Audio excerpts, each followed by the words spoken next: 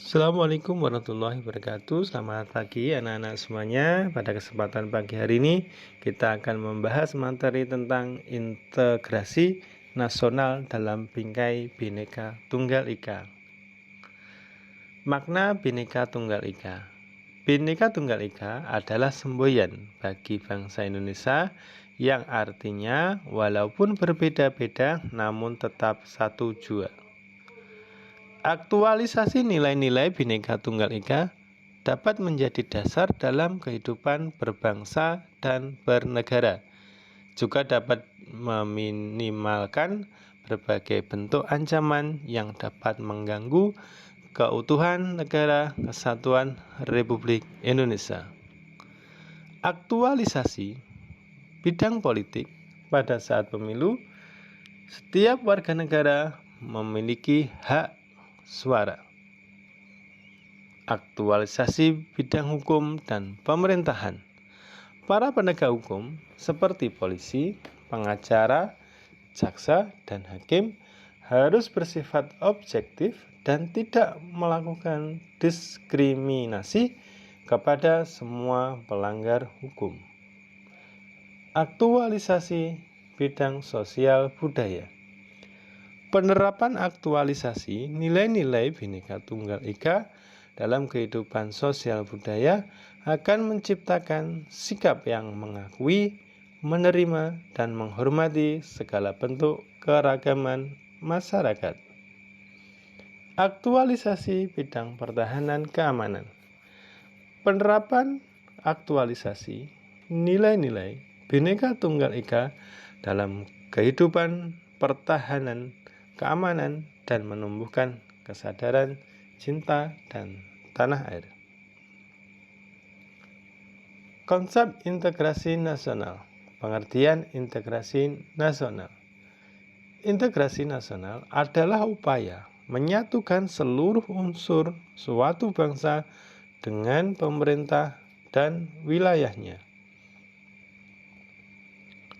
Pengertian integrasi nasional. Tipe integrasitas menurut Myron Weiner. 1. Integrasi nasional. 2. Integrasi wilayah. 3. Integrasi nilai. 4. Integrasi elit massa. Dan 6. Integrasi tingkah laku atau tindakan integratif. Syarat integrasi. William F. Ogber dan Meyer-Nikoff dalam Mariyati menyebutkan, syarat terwujudnya integrasi adalah sebagai berikut. Anggota masyarakat merasa berhasil, saling mengisi kebutuhan di antara mereka. Masyarakat berhasil menciptakan kesepakatan bersama mengenai norma dan nilai-nilai sosial yang dilestarikan dan dijadikan pedoman. Norma-norma dan nilai sosial itu berlaku cukup lama, tidak boleh berubah, dan dijadikan secara konsisten oleh seluruh anggota masyarakat. Sumpah Pemuda 1928 sebagai konsensus integrasi nasional. Sumpah Pemuda melahirkan konsensus mengenai tumpah darah yang satu, yaitu tanah Indonesia, bangsa yang satu, yaitu bangsa Indonesia, dan bahasa yang satu, yaitu bahasa Indonesia. Faktor-faktor pembentuk integrasi nasional. Integrasi nasional sebagai suatu usaha dan proses penyatuan perbedaan yang ada dalam suatu negara diharapkan dapat menciptakan keserasian dan keselarasan secara nasional. Integrasi nasional sendiri terbentuk dengan adanya faktor-faktor sebagai pendorong dan penghambat. Salah satu faktor pendorong yaitu rasa cinta tanah air di kalangan bangsa Indonesia, sebagaimana dibuktikan dalam perjuangan merebut, menegakkan, dan mengisi kemerdekaan. Salah satu faktor penghambat yaitu masyarakat Indonesia yang beraneka ragam dalam kesukubangsaan dengan masing-masing kebudayaan daerah, bahasa daerah, ras, dan agama yang dianut. Tantangan dalam menjaga keutuhan Negara Kesatuan Republik Indonesia. Tantangan yang dihadapi oleh Indonesia untuk menjaga keutuhan Negara Kesatuan Republik Indonesia dapat dibagi pada tantangannya secara eksternal dan internal. Secara eksternal, Indonesia menghadapi berbagai tantangan seperti pemanasan global, terorisme global, dinamika lingkungan strategis, kawasan Asia Pasifik, dan masalah perbatasan antar negara.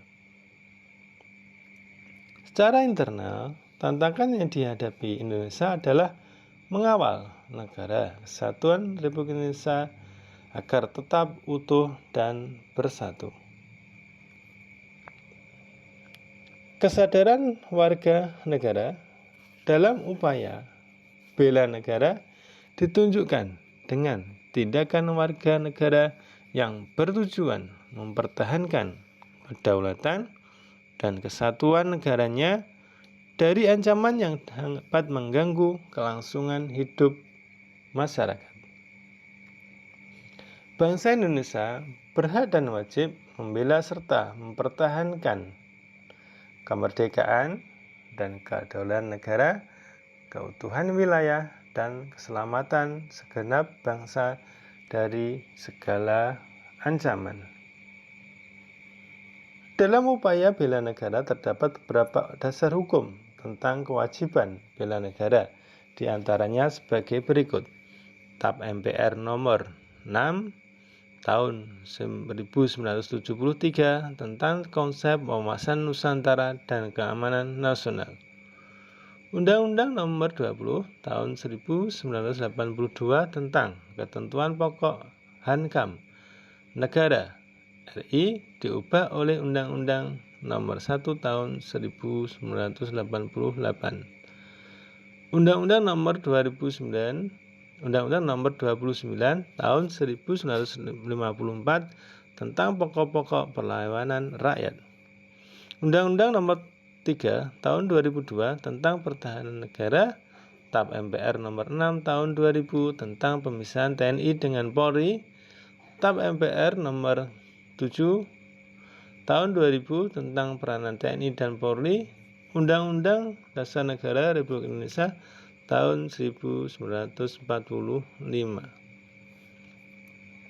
Menurut Undang-Undang Nomor 3 Tahun 2000 Pasal 9 Ayat 2, upaya bela negara dapat diselenggarakan dengan pengabdian sesuai dengan profesi, pengabdian sebagai prajurit Tentara Nasional Indonesia secara sukarela dan wajib, pelatihan dasar kemiliteran secara wajib, pendidikan kewarganegaraan. Kesadaran dan kemampuan bela negara dibutuhkan guna terbangunnya sistem pertahanan negara yang bersifat semesta, baik dalam menghadapi ancaman militer, non-militer maupun hibrida. Nah, anak-anak, itu tadi materi integrasi nasional dalam bingkai Bhinneka Tunggal Ika. Semoga bermanfaat. Assalamualaikum warahmatullahi wabarakatuh.